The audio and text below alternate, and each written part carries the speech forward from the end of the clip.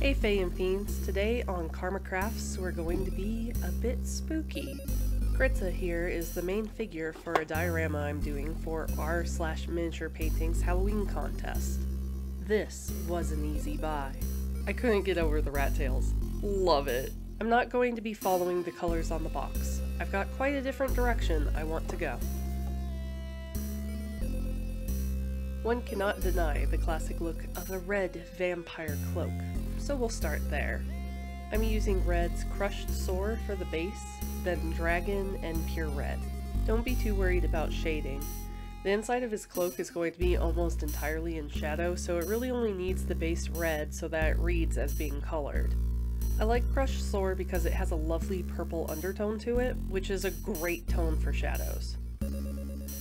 Apologies for the blurring. I can only afford to use my phone for video, and it likes to snap to my hand more than my model for focus. You can add shading to the inside of the cloak, but I'd really focus on the front and the edging. I ended up taking too much time shading the inside of the cloak, and it wasn't worth the time. You can't see it when the model is standing up. While we have the reds out, we'll also paint up the red gems at the end of his sword hilt and the top of his cane. Even though the cane gem is well hidden by his hand, go ahead and give it some lighting. Might not be realistic, but it gives it visual appeal, and I find that more important. We'll later use the same reds for the rat's eyes. While I knew for sure I wanted the classic red and black vampire cloak, I wasn't so sure about the rest. So here I did some color blocking until I had something I liked. The other color I felt confident of was white for the rats. The rat cloak is such an incredible detail on the model, I wanted to make sure it really stood out. Besides, there's something a little unsettling about albino rats. I used white for his pants to bring the color through the model, and because it suggests aristocracy.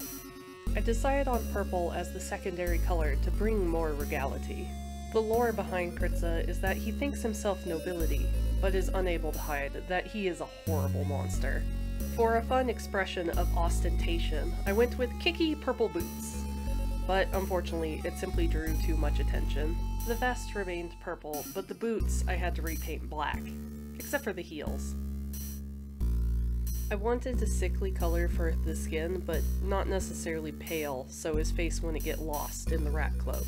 Purple is a common sickly color for skin since you turn purple if you're frostbitten, or if your skin is too translucent.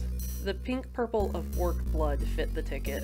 His hair needed to stay dark to frame his face. But another fun thing about Kritza is one of his mechanics says upon defeat he scurries away as a swarm of rats. So I made the end of his long flowing hair white to tie together that he is the very rats that he wears. Since the rat cloak is such a centerpiece to this model, I ended up using a lot of colors. To build up the white, we're using necrotic flesh, mummy robes, and pure white. These same tones are used for the pants, though don't bring it up past necrotic flesh, since you don't want that to have the same visual pull as the cloak. I started by widely painting areas where moonlight would hit with necrotic flesh. This helped better define where shadows would be and quickly showed me that wolf grey would not be dark enough for the shadows. To really bump up the contrast, I brought in Oxford blue. I added a drop of pure black for the dark shadows in the deep folds of the cloak. Do be careful. When mixing with black, only a drop will do ya. It's strong. Feeling better about the contrast, I returned to lights by bringing in mummy flesh in a more controlled way. I used a mix of dry brushing to achieve fuzziness and hand painting individual streaks of fur to help establish how the fur is sitting on the cloak. Fur has its own flow, so try to paint the strokes along the curvature of the model. This same strategy was repeated for pure white, just again in a tighter area. I'll admit it was scary to take that jump from putting the entire back of the cloak in shadow, but you can't be scared of contrast on a subject this small, and it turned out all the better for it. For the skin, I added in mummy robes for the light and used blue wash to accent the facial sculpt.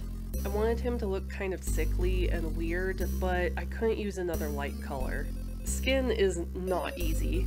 I went back and repainted the face when I realized I was working too heavy for such a delicate surface. The face is something you should spend extra time on, so dilute your paints and work in thin layers. Gently work up the surfaces getting hit by the light.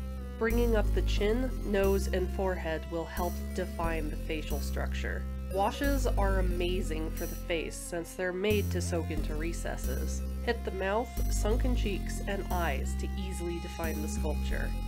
Like skin, but for completely different reasons, black is not easy to paint. Whereas skin, you need to keep building color up. Black, you need to carefully choose where to put what little color you will be adding. I wanted to shade, but then I kept wanting to make it darker, but the base is already pure black. I had to bring in black many a time because I was shading too heavily. As weird as it feels, the best way to do black is to barely shade it. I used a touch of wolf gray mixed with black, really just to tint the black more than bring brightness to it. For the cloak, since it's a cloth of some sort, maybe wool, I used short, sidelong brush strokes across the upper edge of the folds. It made the cloak look a little rough. It's tough, but to keep it from going gray, you have to have a light touch. For the boots, I'm using the same colors, but going to suggest a different type of fabric from the cloak. With a brighter highlight than used on the cloak, use the side of your brush down the front edge of the boots to make it look shiny. Add a few strokes where there are folds, and you'll end up with a shiny vinyl look more than that of leather or heavy cloth. The same technique is used for the cane and sword, since those are made of shiny material as well. The vest is a base of Oxford blue with folds in alien and grimoire purples. Honestly, I didn't have as strong contrast here as I should have. You can barely see the folds, but I didn't want to experiment with mixing for a good purple. The rest of the model more than makes up for the weak area. That's just how it goes sometimes. Let's return for a moment to the same colors we used on the rat hides for the sword's blade. Highlight in bands twice or so across the blade, and then highlight with progressively smaller bands that are brightest at the middle of each of your highlights. Here I'm not messing with the bottom of the blade because that I shaded in red. I wanted to try for a spooky light like blood flowing down the blade. If you're feeling ambitious and steady-handed, use the side of your brush to run a solid white line against the top edge of the blade. Makes it look kinda glowy. I love that this dude has a bunch of rat tails trailing out from under his cloak. Such a fun and creepy detail. Anyway, we gotta paint him a pinkish color. The rat ears will be colored the same way. I used fur brown for the base, then tanned flesh and tanned skin for the highlights. This was another area I found needed more shadow. A wash of orc blood gave them the same shadow tone as the rat pelts. I found the tails have a great texture sculpted into them, so I dry brushed tan flesh onto areas light would hit. Then I used the lighter tan skin across the topmost ridge to highlight them similarly to the official box art. Last detail is the gold. You can see I tried making the cane gold, but it was too gaudy. It drew the eye too much, so I made it black again. Gold's tricky, and I'm by no means an expert, but for this I based it all in oak brown. Brown is usually the tone shadows on gold take on. Then I highlighted it in desert yellow and moon dust. Finally, hit it with a few choice spots in white to make it really shiny. I'm really proud of this piece. It was great practice for a lot of things I haven't really worked with before.